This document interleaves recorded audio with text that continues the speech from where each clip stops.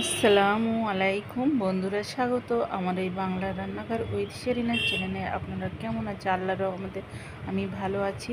আর দেখুন, আমি আজকে একটা সুন্দর রেসিপি নিয়ে হাজির হয়েছি। আর এই রেসিপিটা কমেন্ট, শেয়ার ও সাবস্ক্রাইব করে দেবেন খুব তাড়াতাড়ি আপনারা। আর রান্নাটা দেখুন মনোযোগ দিয়ে, পুরো ভিডিওটা না দেখে আপনারা যাবেন না। পুরো ভিডিওটা অনেক সুন্দরভাবে রান্নার রেসিপি আছে। আর এখন আমি মশলাটা কষে নিয়েছি। কষে নেওয়ার পরে আমি যে ঈদের মাংস ছোট ছোট করে কেটে নিয়েছি। বড় বড় করে রান্না করলে কিন্তু এই মাংসটা একদম ভালো লাগে না। আমার তো ভালো লাগে না, আপনাদের কেমন লাগে না লাগে কমেন্টে জানাবেন। আর দেখুন, আমি এইটা দেখবেন কিভাবে রান্না করি। এই রান্নাটা কিন্তু খুবই লোভনীয় হবে।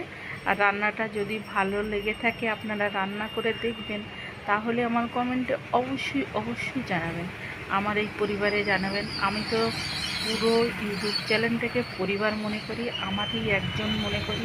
আমার আমার খুব ভালো লাগে সবাই যখন আমার পরিবার হয়ে ওঠেন, তখন আমার যেন মনে হয় আমার কোনো বোর লাগে না, মনে হয় যেন আমি তাদের সঙ্গে কথা বলছি, মিশছি। আমার খুব আপন নিজের মানুষ।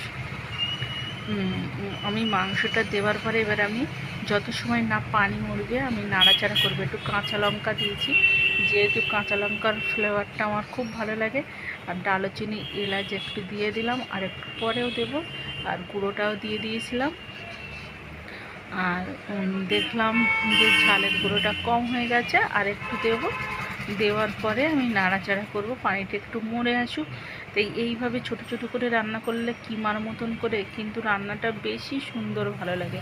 আমার তো খুবই ভালো লাগে এই ছোট ছোট রান্না। আর ঈদে মানে ফ্রিজে থাকে তো কেমন একটা হয়ে যায়। আর বড় বড় করে রান্না করলে একদম ভালো লাগে না, আমার ভালো লাগে না। আমি একটু যেহেতু তেল কম দিয়ে রান্না করি সব সময়, তেল খুব বেশি তেল দিই না, অল্প পরিমাণে তেল দিই। তা আমার যেন মনে হচ্ছিলো তেলটা কম হয়ে গেছে, তা আমি একটু তেলটা গরম করে দিয়ে দেবো। আর ভাববেন না যে দিলে আবার কেমন হবে, কেমন হবে না, কিছু হবে না। ইন্ডাকশানে রান্না তো, ইন্ডাকশানের রান্না যেহেতু একটু গন্ধ গন্ধ লাগে, কিন্তু এতে মানে গ্যাসে রান্না করলে বা চুলোয় রান্না করলে সব থেকে বেস্ট। কিন্তু আমার তো চুলোয় রান্না করার সুবিধাটা নেই, ওই জন্য আমি চুলোয় রান্না করতে পারি না। ওই দেখেন অনেকটাই তেল উঠে গেছে, একদম খুব সুন্দর হয়েছে রান্নাটা। আর এই রান্নাটা রুটি বা ভাত দিয়ে, দুটোই দিয়ে খেতে পারেন। গরম গরম রুটি দিয়ে আপনার খেলে খুব ভালো লাগবে।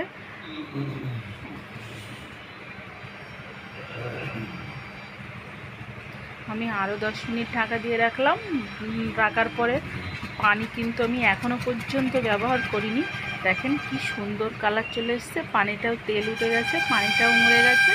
এবার আমি অল্প, যতটা আমি পানি রাখবো সেই পরিমাণে একটু অল্প করে পানি দেব, যাতে পানিটা আমি কষা কষাই রাখবো। বেশি পানি আমি ব্যবহার করব না, একদম সামান্য পানি দেব। সেই পানিটা একটুখানি আরও 10 মিনিট হালকা আঁচে রান্না করব। করার পরে আমি নামিয়ে নেব। কালারটা দেখেন কি একদম খুব সুন্দর কালার চলে এসেছিলো। আর লবণটা কেমন আছে দেখে নিচ্ছিলাম। আর খুব সুন্দরভাবে রান্নাটা হয়েছে, রান্নাটা দেখতে খুব সুন্দর হয়েছে। লবণ একটু কম হয়ে গেছে, ওই জন্য আর একটু লবণ দিয়ে দিলাম।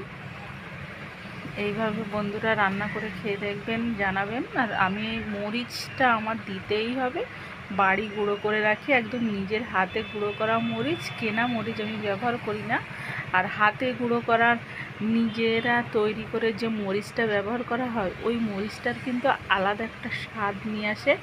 যে যাতেই দেবেন না কেন, সবজি রান্না বা নিজের মাংস রান্না বা সমস্ত অল টোটাল যেসব রান্না করবেন দেবেন, ওটাই ভালো লাগে। আর আমার তো একটু মরিচ, মাংস রান্না করলে গোটা গোলমরিচ একটু 2-4-10টা নিয়ে মাংস হিসেবে একটু আমি হাফ ভেঙে আমি দিয়ে দিই, আমার ওটাও খুব ভালো লাগে। আর ওটা দিলে অনেক উপকার আছে। মাংসের যে তেলটা আছে না, ওই তেলটা খেলেও ও মানে তেলের গুণটা আর কি কাটিয়ে ফেলে দেয়। মরিচের কিন্তু অনেক গুণ থাকে, অনেক অনেক অনেক। এবার আমি একটু গোটা এলাচ থেতো করে দিয়ে দিলাম। দেওয়ার পরে আমি আর 5 মিনিট ঢাকা দিয়ে রেখে আমার রান্নাটা কমপ্লিট।